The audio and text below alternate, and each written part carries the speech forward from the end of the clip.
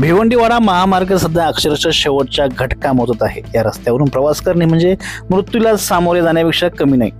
विशेषतः तांसा नदीवरील डाकिवली पुलावर पडलेले प्रचंड खड्डे आता जीव घेणे ठरत आहेत।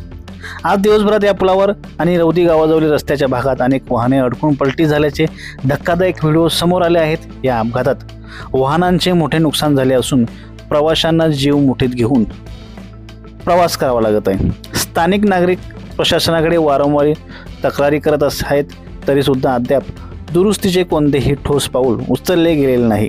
त्यामुळे या महामार्गाला अपघाताचा महामार्ग अशी ओळख मिळत चालली आहे। आमच्या चॅनेलवर असेच महत्त्वपूर्ण व्हिडिओ पाहण्यासाठी आमच्या संवाद महाराष्ट्र या यूट्यूब चॅनेलला सबस्क्राईब करा व आमचा व्हिडिओ आवडल्यास जास्तीत जास्त शेअर करा।